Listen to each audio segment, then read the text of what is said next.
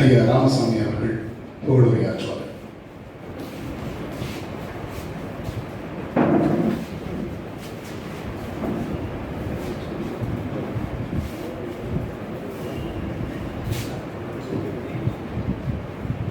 இந்த நினைவேந்தல் நிகழ்வின் தலைவர் மரியாதைக்குரிய பெரியார் நெறியாளர் வரதராசன் அவர்களே, பாவேந்தர் பாரதிதாசன் பேரவை அமைப்பு பொறுப்பாளர்களான மரியாதைக்குரிய நாகபாலன், நாகராஜன் மற்றும் எனக்கு முன்னால் இங்கு அறிஞர் கோப்பா பற்றி அவருக்குமான நெருக்கமான அந்த உறவுகளில் ஆய்வு பகிர்வுகளில் உள்ள பல விஷயங்களை எடுத்துக்காட்டி அமர்ந்திருக்கிற அன்பு நண்பர் சுந்தர்காளி அவர்களே, வருகின்ற மரியாதைக்குரிய பெரியவர்களே, நண்பர்களே, தோழர்களே,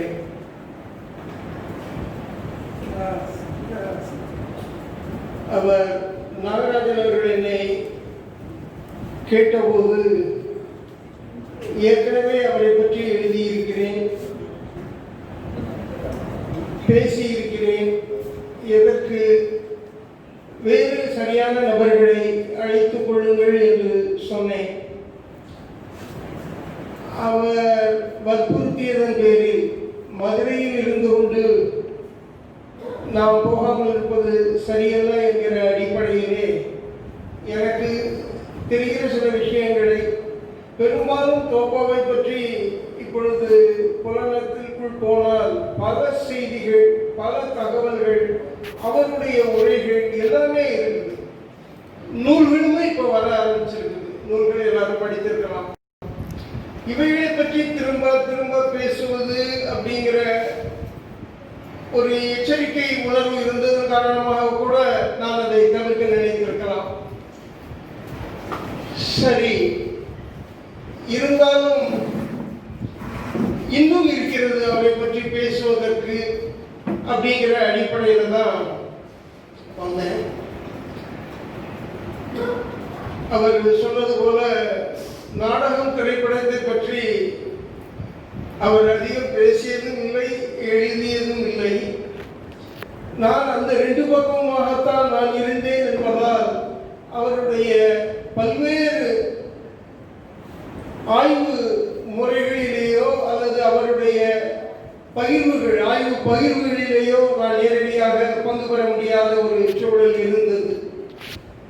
ஒருவேளை ஆரம்பத்திலே அவர் எல்லா விஷயங்களையுமே விவாதத்திற்கு பேசும் பொழுது அவர் பேசிய விஷயங்களுக்கு எதிராக கூட நான் இருந்திருக்கிறேன், வாதிட்டிருக்கிறேன். அப்பொழுது எனக்கு வேறொரு வகையான ஒரு சிந்தனை தளம் அதற்குள் நான் அடைபட்டு இருந்த காரணத்தாலோ என்னவோ அந்த ஒரு வரட்டு சிந்தனை மரபு அப்படிங்கிறது என்னை அவர் வாதங்களுக்கு எதிர்வாதங்களையே வைக்க வைத்துக் கொண்டிருந்தது. ஆனால் பிற்பாடு கொஞ்ச நாள் கழித்துதான் நானும் என்னுடைய அனுபவத்திலே வயதாக சில விஷயங்களை உணரும் பொழுது அவர்களுடைய ஆய்வினுடைய முறையில் அல்லது அவர் வெளிப்படுத்துகின்ற பாங்கு, இந்த மண்ணை அப்படியே உரித்தெடுத்து வைக்கிற மாதிரியான ஒரு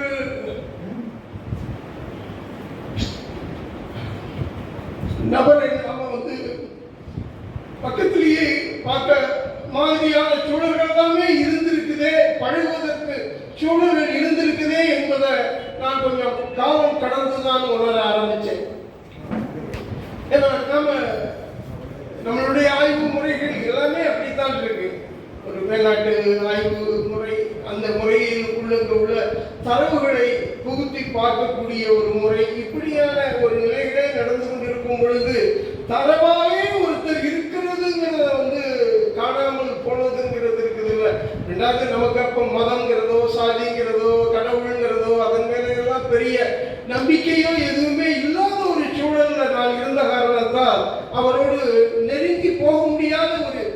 நிலை அப்பொழுது இருந்தது. ஆனால் கொஞ்சம் விலகி நின்று பார்க்கும் பொழுது அவருடைய முக்கியத்துவம் அப்படிங்கிறது இந்த ஆய்வு சூழல்ல அவர் அறிந்த விஷயம் எதுவாக தான் ஆகியிருக்கிறாரோ அதை அப்படியே அள்ளி கொடுக்கிற, அதற்கு ஒரு பகுத்தறிவு மூலம் பூசுகிற.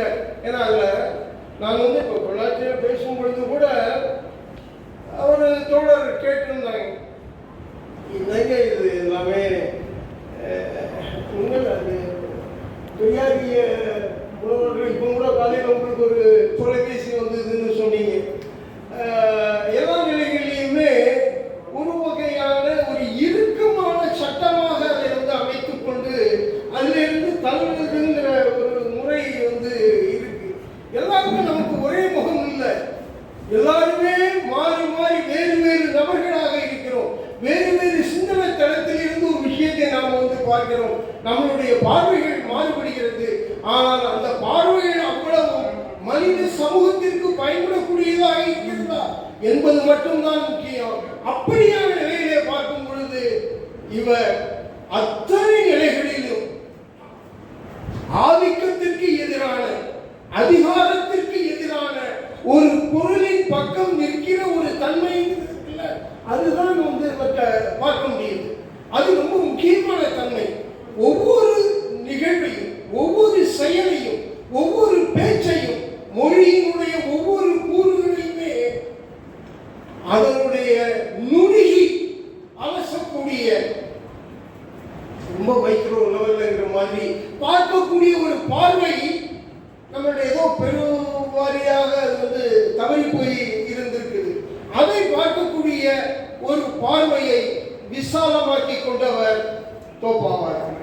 அது ரொம்ப பின்னாடி தான் ரொம்ப அருமையான ஒரு காரியத்தை செஞ்சிருக்கிறாரு போது கடைசியில் அவர் அந்த பாளையங்கோட்டை அப்படிங்கிற ஒரு நூல் உருவாக்குறது அப்படிங்கிறது பல நேரங்களில் பேசியிருக்கிறாரு, பல நேரங்களில் விவாதித்திருக்கிறோம். அவருக்காக அந்த ஆஷ்துரை அவருடைய சமாதி அதை புகைப்பட எடுத்து கொடுத்தேன் அவருக்கு. ஏன்னா அவரும் என்னை அழைத்து கொண்டு போய் அந்த படங்களெல்லாம் எடுக்கணும்னு அந்த கதைகளையெல்லாம் ஒவ்வொன்றையும் சொன்னார். நீங்க பெரும்பாலும் அன்றைக்கு போயிருப்பீங்க. அந்த வீட்டுக்கு நேர் எதிர ஒரு கிணறு உண்டு, பாப்பாத்தி கிணறுன்னு போனாங்க. எங்களுடைய சின்ன வயசுல எங்களுக்கு பெரிய கிணறு, ரொம்ப பெரிய கிணறு. அதை முழுக்க பாப்பாத்தி கிணறு பாப்பாத்தி கிணறு அப்படின்னா எல்லாரும் சொல்லுவாங்க. நானும் அப்படியே தான் எல்லாருமே சொல்லிக்கிட்டு இருந்தோம். யாரோ என்னுடைய சின்ன வயசுல அதில் விழுந்து தவறியோ அல்லது விழுந்து இறந்தாங்களோ அப்படிங்கிற அடிப்படையில் அது நாங்கள் என்ன நினைச்சுக்கிட்டா பாப்பாத்தின்னு யாரோ ஒருத்தங்க விழுந்து இறந்த கிணறு இருந்து பாப்பாத்தி கிணறு அப்படிங்கிறதாகத்தான் மண்ணையில பதிவாகி இருந்தது. ஆனா அந்த கிணறை பற்றி அவர் சொல்றாரு. அந்த அம்மையார் அவங்க பார்ப்பன சமூகத்தை சார்ந்தவர்கள். அவர்களுடைய குடும்ப சூழலின் காரணமாக வெளியேறி கரிந்தா என்கிற ஒரு கிறிஸ்தவ மதத்தை அவர்கள் சார்ந்து இருந்த காலத்திலே அந்த பகுதி மக்களுக்கு அவர்கள் தொண்டூழியம் செய்த நிலையிலே பாளையிலே தண்ணீர் பஞ்சம் வந்த போது அவர்கள் உருவாக்கி கொடுத்த கிணறு அது அந்த மக்களால் அவங்க பாப்பாத்தியா தான் பார்த்திருக்காங்க. ஆனா அதுக்குள்ள ஒரு பெரிய வரலாறு இருக்கு. பெரிய வரலாறு நாம சொல்லக்கூடிய பெரியவர்களினுடைய வரலாறு அல்ல. அந்த ஆஷ்துரையினுடைய சமாதி இருக்கக்கூடிய இடம் இருக்கிறது, கல்லறை. அந்த கல்லறை இருக்கிறது கிளாரிண்டா சர்ச் தான்.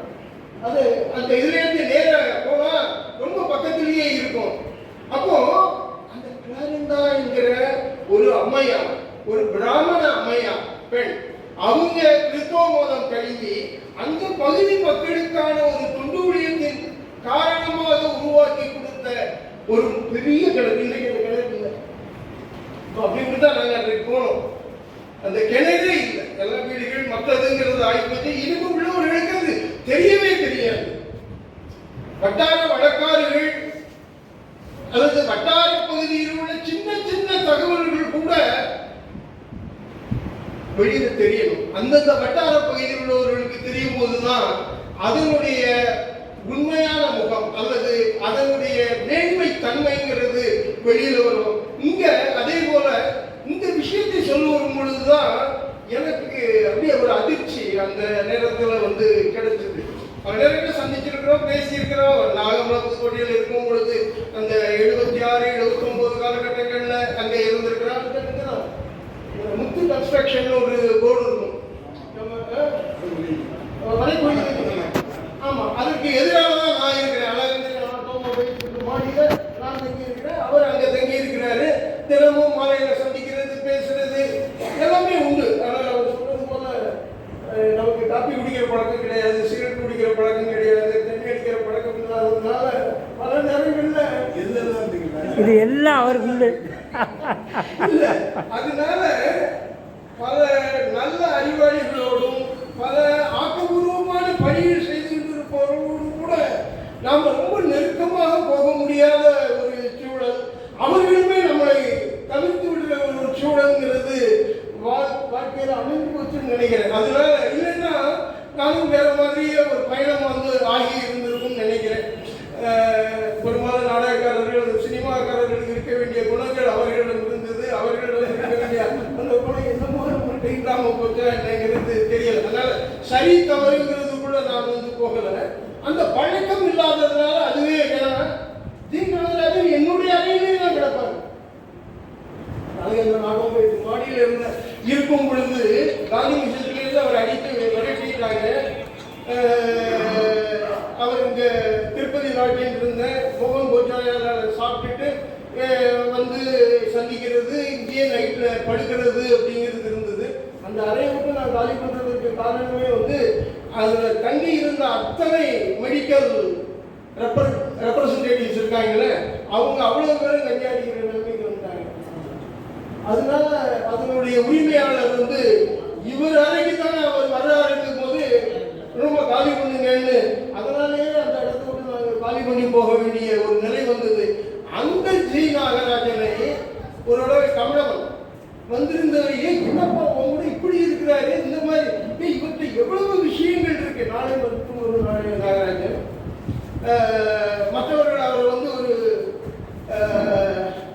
வெறுத்து ஒதுக்கின காலத்துல கூடயே இருந்த ஒரு சூழலும் கூட அவரை பயன்படுத்திப்பார், அவர்கிட்ட இருந்து எவ்வளவு விஷயங்கள் நீ வந்து வாங்கலாம் அப்படின்னாரு.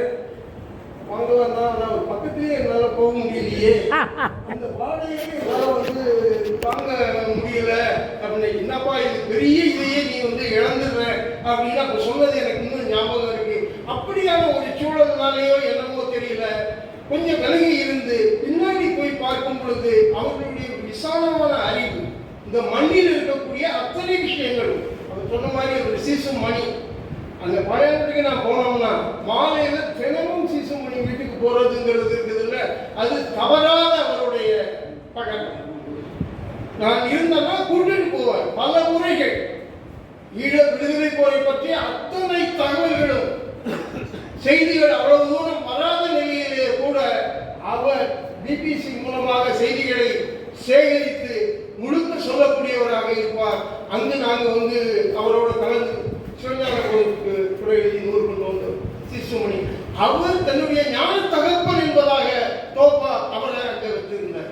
அந்த மாதிரி தேர்வூர் அவரும் ரொம்ப முக்கியமான அவர். இந்த நாட்டார் வழக்காடு அப்படிங்கிறதுக்காக அந்த பழையங்கோட்டையில தீயசவேரியார் கல்லூரியில ஒரு பெரிய நூலகத்தை உருவாக்கி அவர் பழமொழிகளை பற்றி ஆய்வு பண்ணதுங்கிறதுக்குள்ள மக்கள் வழக்கோடு கலந்து நின்று ஒவ்வொரு விஷயத்திற்கும் அவரும் இவரை போல அந்த கதைகள் சொல்லக்கூடிய தன்மை வந்து அவர் தேர்வு அந்த பார்த்து அப்படியே இருக்கு.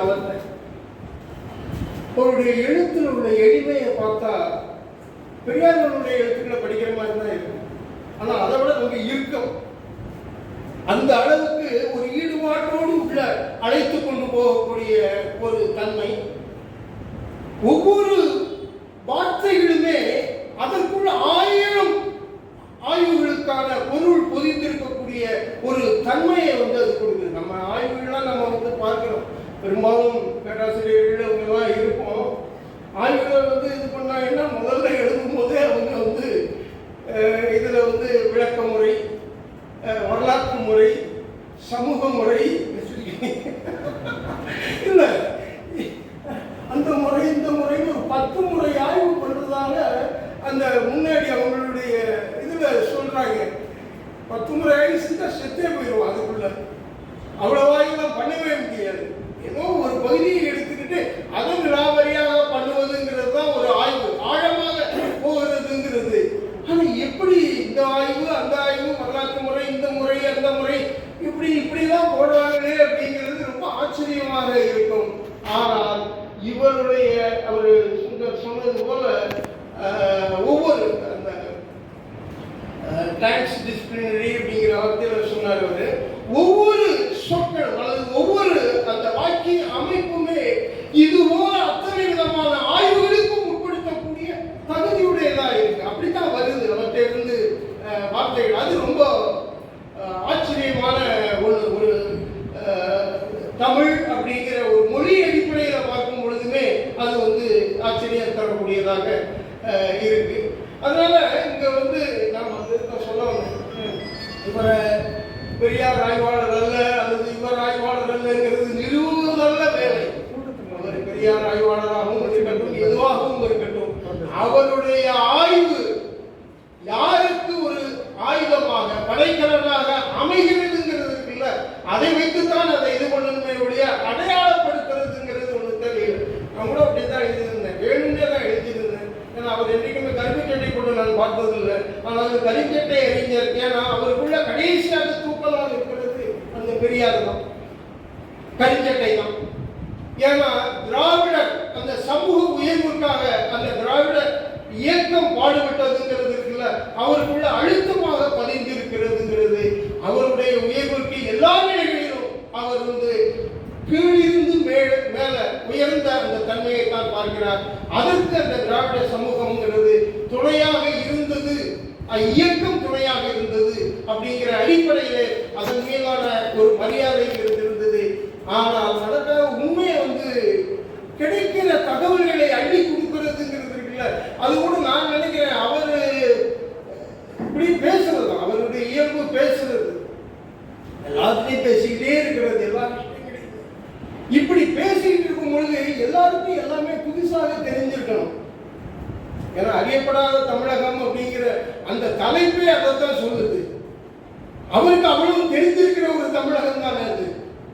அவருடைய சூழல்ல, அவருடைய சமூகத்துல, அவருடைய வாழ்க்கை முறையில, அவருடைய அனுபவத்தில் அவர் கற்று தெரிந்து உள்வாங்கி, ஏன்னா அவங்க அம்மா ரொம்ப முக்கியமான ஒரு பங்கு. சின்ன வயசுல இருந்து அம்மாவுடைய இதுல அவர் வளர்ந்ததுங்கிறதுனால அம்மா அம்மா அம்மா எல்லா விதமான சடங்கு ஆச்சாரங்கள் அது இது எல்லாமே அங்கே இருந்தே உள்வாங்கி அதை அலசி ஆராயும் பொழுதுதான் அவருக்கு கிடைச்ச தெளிவுகளை தான் அவர் கட்டுரைகளை ஆகிறார். அப்போ எல்லா நிலைகளிலுமே அவர் தன்னை சுற்றி இருக்கக்கூடிய அத்தனை விஷயங்களையும், அது மொழியாக இருந்தாலும், நடவடிக்கை, செயல்பாடு, சடங்கு எல்லாவற்றிற்குள்ளேயுமே எதற்காக என்கிற காரணத்தை போகிறார். காரணத்தை விளக்கும் பொழுது அங்கு பகுத்தறிவுக்கு ஒவ்வாததுங்கிறது இல்லை. நீங்க சாமி சொல்லியிருக்கு அல்லது அந்த கதை சொல்லி இருக்குது அப்படின்னு உண்மையாக இல்லாத ஒரு விஷயத்தை துணை கிடைக்கும் போதுதான் அது பகுத்தறிவுக்கு ஒவ்வாததாக இருக்க முடியும். ஆனால் அதற்கு ஒரு வரலாற்று காரணம், ஒரு சமூக காரணம் இருக்கும் பொழுது அது பகுத்தறிவுக்கு ஒவ்வாதது அப்படிங்கிறதுங்கிறது. இது வெளியில இருந்து இவர்களுடைய சக்திக்கு மீறிய ஒன்றை கொண்டு வந்ததுல புகுத்தல், அவர்களுடைய சக்திக்குள்ளான விஷயத்தில் இருந்து அதற்கு ஒரு காரணம் சொல்லப்படுகிறது அப்படிங்கும் பொழுது அது ரொம்ப முக்கியமானது நினைக்கிறேன். அப்படித்தான் தோப்பாவனுடைய அத்தனை விஷயங்களுமே இருந்திருக்கு. எனக்கு ஒரு சின்ன சொல்லும் பொழுது எனக்கும் தோப்பாக்கும் வேற என்ன இதுல நாம ஆய்வுல இது பண்ணோம் அப்படின்னா, மதுரை காமராஜர் பல்கலைக்கழகத்துல நான் அங்கு நாட்டுப்புறவியல் துறையில விரிவுரையாளராக இருக்கும் பொழுது அவர் அங்க ஜாகிர் ஹுசைன் கல்லூரியில் இருந்து அந்த துறை மேம்பாட்டு திட்டத்தின் கீழே ஆய்வு மேற்கொள்வதற்காக வந்தாரு. அப்பதான் அவர் அழகர் கோயில் அதை பற்றியான ஆய்வு பண்றாரு. நான் தோற்பால் நிலப்பூத்தை பற்றி ஆய்வு பண்ணிட்டு அங்க இருக்கிறேன். அப்போ ஒரு கட்டுரை ஒன்று வாசித்தேன்.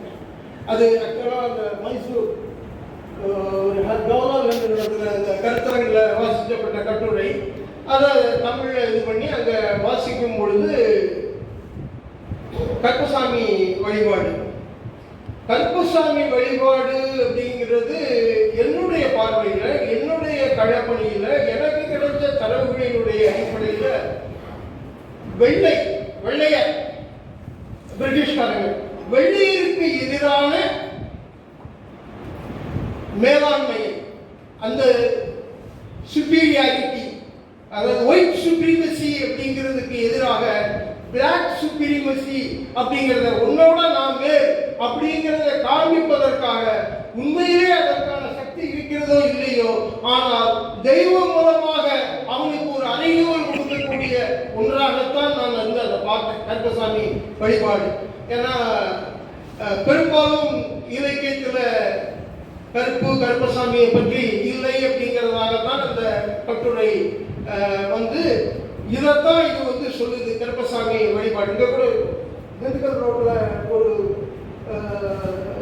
சின்ன ஒரு கோயில் மாதிரி வச்சுருப்பாங்க. அந்த பகுதியில் அந்த பிரிட்டிஷ்காரன் வரும்போது குதிரைகள் தடுக்கி விழுறானா, ஏன்டா இங்கே வந்து விழுறோம், இந்த இடத்த தாண்டி போக முடியலையே, திரும்ப திரும்ப கீழே விழுறமே அப்படிங்கும் பொழுது என்ன ஏதுன்னு பார்த்தா அதனுடைய பார்வை வந்து கீழே போயிடுடி, கீழே கருப்பசாமி இருக்க அதனுடைய பார்வை அப்படின்ட்டு அங்கே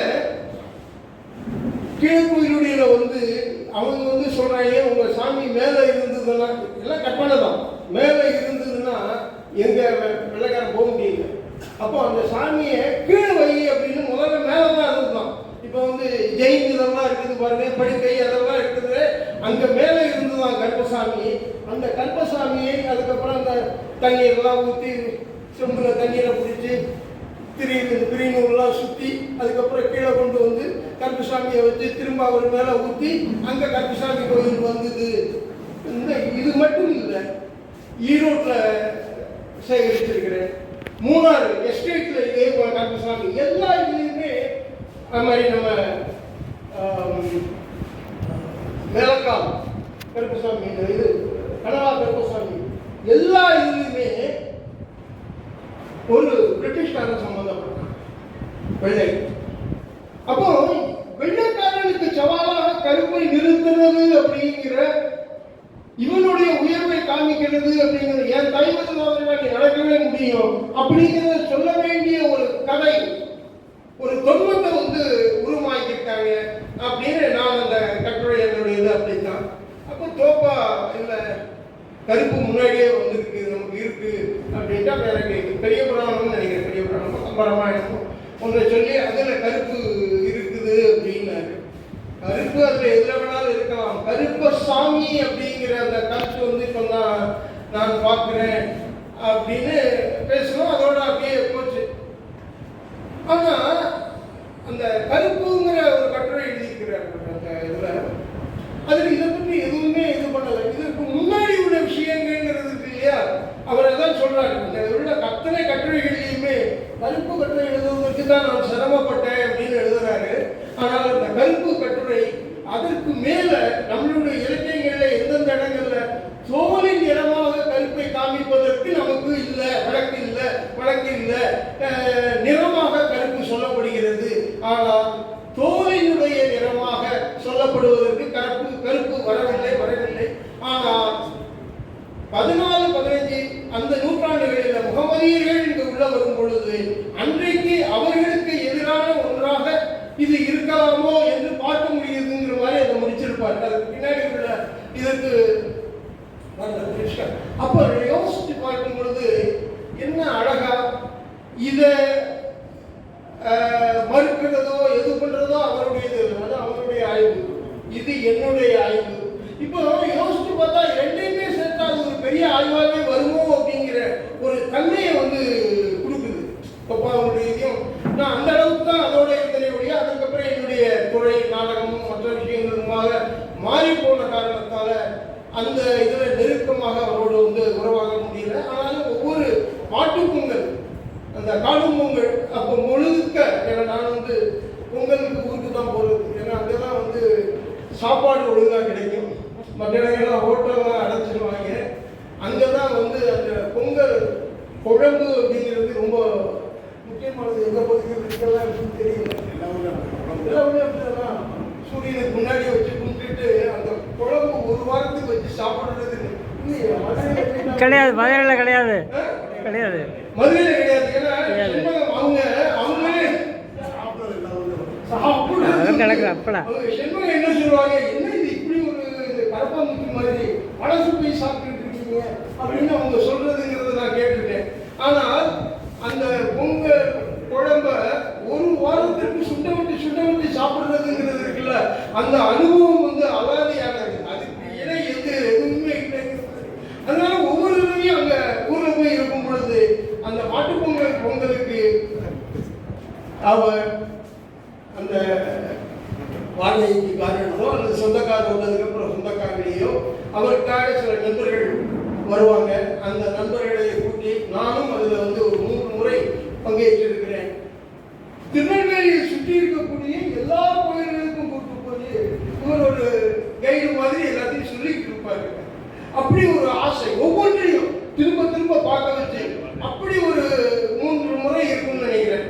அவருடைய போய் வெவ்வேறு கோயில்களை பார்க்கிறது, அவருடைய பல்வேறு விஷயங்களை பகிர்ந்து கொள்றதுங்கிறது இருக்குல்ல. அவங்க சொன்னது மாதிரி சோப் பஜார்ல போய் யாரை போய் கேட்டாலும் தெரியும்னா, சோப் பஜார்ல அந்த காலையில் அந்த கடைகள் திறக்கிறதுக்கு முன்னாடி அவர் அங்கதான் உட்கார்ந்து ஒரு பெரும் கூட்டம் நடக்கும். சோப் பஜார் கூட்டம், தெற்கு பஜார் கூட்டம், எல்லா விஷயங்களும் அரசியல் பேசப்படும், கல்வெட்டியல் பேசப்படும், வரலாற்றியல் பேசப்படும், திராவிடியல் பேசப்படும், தமிழ் இலக்கியம் பேசப்படும், எல்லா அக்கப்பொருளும் பேசப்படக்கூடிய இடமாகத்தான் அது வந்து இருக்கும். இவரும் இருப்பாரு. ஒரு பெரும் கூட்டம், வெயில் வரும், கொஞ்ச நேரத்துல கடையை வந்து திறக்க வருவாங்க, அடுத்த கடைக்கு போய் உட்காரணும். அல்லது வெயிலுக்கு இப்படித்தான் நடந்துகிட்டு இருந்தது. நான் அந்த கூட்டத்துல பாயாங்குடி போனா அந்த கூட்டத்துக்கு போகாம ஜமா பந்தி தவிர்க்கவே முடியாது. ஆனால் கடை சங்கம் அவங்களுடைய ரொம்ப மரியாதைக்குரியவராக வைத்துக் கொண்டு வைரர்களுக்கு இதில் தோய்ந்த அவங்க பெரியவர் மாப்போசி நீங்க சொன்னோன்னு அப்படியே எடுத்துக்கிட்டேன். மாப்பே சீனிவாசன் அவங்க சொல்ற மாதிரி அது ஒரு கடை சங்கம். கடை சங்கம்ங்கிறது இந்த கடையில் கடையில உட்கார்ற ஒரு சங்கமாக அது வந்து இருந்தது. உண்மையில் அவருடைய நண்பர் மனோமணியம் சுந்தரனார் பல்கலைக்கழகத்தில் பணியாற்றிக் கொண்டிருந்த கணிதவியல் பேராசிரியர் சோமசுந்தரம்ங்கிறவர் அந்த கடை விலைக்கு வருது. கோகுல் பிரஸ் அப்படின்னு ஒரு அச்சாபீஸ் இது பிரிண்டிங் இது பண்ற அச்சு பண்ணக்கூடிய ஒரு இடமாக இருந்தது. அது விலைக்கு வரும் பொழுது அதை விலைக்கு வாங்கி, உண்மையில ரொம்ப அற்புதமான ஒரு விஷயம், அந்த இடத்துக்கு மேல தோப்பாகம், இது வந்து பெரிய விஷயம். அவருக்கு சம்பந்தமே இல்லை. அவர் ஒரு கணிதவியல் பேராசிரியர், பல்கலைக்கழகத்தில் இவரோட பணிபுரிகிறார், அவ்வளவுதான். அவர் அவ்வளவு அக்கறையாக இவர்கள் எல்லாரும் கூடி மகிழக்கூடிய அந்த இடத்தையே விலைக்கு வாங்கி மாடி, ஒரு சின்ன ஏணி வச்சு மாடி வச்சு அவர்களுடைய இதை வச்சுக்கிட்டாங்க. கீழே உள்ள அந்த பெரிய இடம் முழுக்க ஒரு 5-6 சேரை வாங்கி போட்டு எப்ப பார்த்தாலும் படிக்கட்டில் உட்கார்ந்து போக அறைக்குள்ளேயும் உட்கார்ந்து பேசிக்கொண்டே இருக்கக்கூடிய ஒரு சூழல் இருக்குது இல்ல, அதை வந்து உருவாக்குறாங்க. அவங்களுக்கு தான் ரொம்ப சிரமமா இருக்கும். ஏன்னா அது வந்து கொரோனா காலத்திலிருந்து பெருசா நடந்திருக்காது. அவர்களுக்கு தான் பெரிய சிரமமாக இருந்திருக்கும். அப்படி தோப்பா அகம் என்கிற ஒன்றை உருவாக்கி கொடுத்து இவர்களை பேசுவதற்காக, ஏன்னா இவருடைய பேச்சின் மேல அவருக்கு எந்த அளவுக்கு ஒரு ஆழ்ந்த ஈடுபாடு இருந்திருக்குமே, ஆனால் அறிவார்த்தமாக அந்த பேச்சு இருக்கிறது என்பதை அவர் உணர்ந்திருப்பாரே. ஆனால் இப்படி ஒரு கட்டடத்தை முழுக்க வாங்கி அதற்கு தோப்பாகம் என்று பெயர் வைத்திருக்கிறதுங்கிறது இருக்குல்ல, அது சாத்தியமே இல்லை. அதனால அதை செஞ்சவர் வந்து மற்றவர்களை விடவும் கூட இன்னும் இன்னும் முக்கியமானவர் அதுதான் அந்த தெற்கு பஜார்ல. ஆனால் அதுக்குள்ள எல்லாம் அவங்க படிக்கட்டில் உட்காந்து ஒரு 10 டீ குடிப்பாங்க. இங்கே அது இங்கேயுமே வந்து அவர்கிட்ட அப்படின்னா கையெல்லாம் காமிப்பாங்க. அந்த கடையில இருந்து அவன் உடனே ஆத்தி டீ அல்லது காஃபி, அதுக்கு காஃபிக்கு ஒரு சிக்னல், இதுக்கு ஒரு சிக்னல். பீடி சிகரெட்டு மாறி மாறி மாறி மாறி நமக்கு இதுதான் ஒரு சிக்கலாக இருக்குமே ஒழிய, ஆனால் அந்த கூட்டம்ங்கிறது இருக்கு பாருங்க. யாருக்கும் காலையில் அந்த 7-7:30 மணிக்கு வீட்டில் இருக்கவே முடியாது. வந்து ஒரு 5 மணி 6 மணிக்கு எழுந்திரிச்சிட்டோம்னா நாமளே 3 தடவை போயிட்டு இன்னும் வரலையா ஒரு ரவுண்டு சுத்திட்டு வந்துடலாம் அப்படிங்கிற மாதிரியான மனோநிலை தூண்டக்கூடியதாகத்தான் அது இருக்கும். அப்படியான அந்த தெற்கு பஜாரை அப்படி வச்சிருந்தாங்க. அது ரொம்ப முக்கியமானது. அது அறிவார்த்தமான விவாதத்திற்குரிய இடமாக அவங்க சொன்ன மாதிரி அது கடை சங்கமாக இருக்கலாம். உண்மையில இன்னொரு கடை சங்கமாகத்தான் அது அங்க வந்து செயல்பட்டதுங்கிறது இருக்குதுல்ல, அது வந்து ரொம்ப உண்மையானது. அப்படித்தான் நான் வந்து பார்க்கிறேன் தோப்பாங்கிறவரை. அது நம்ம மற்றபடி எல்லாம் எழுதியிருக்கிறோம். எல்லாருமே வந்து சொல்லியிருக்காங்க. எல்லாவற்றினுடைய ஒரு கலவையாக ஒரு அறிவாக அவர் வந்து விளங்கினார் அப்படிங்கிறதுங்கிறது மிக முக்கியமானது. இப்படி ஒரு வாய்ப்பை ஏற்படுத்தி அவருடைய நினைவேந்தலுக்கு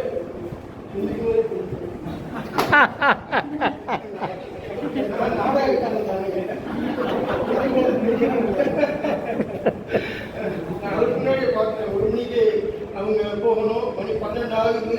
சரி, இதோட நம்ம நேரம் அப்படிங்கிறது உணர்ந்துட்டேன். சரி,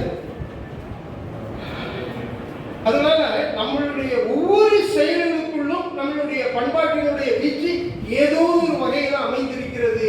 இவற்றின் எல்லாவற்றிலும் சமயத்தினுடைய அரசியல்ங்கிறது, நம்முடைய பண்பாடுங்கிறது சமயங்களின் அரசியல் தான்.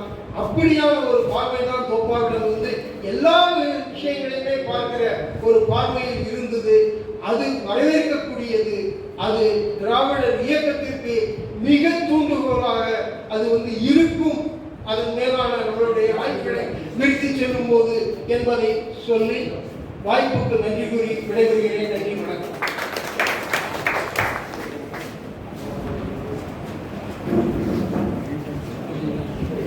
நண்பர்களே,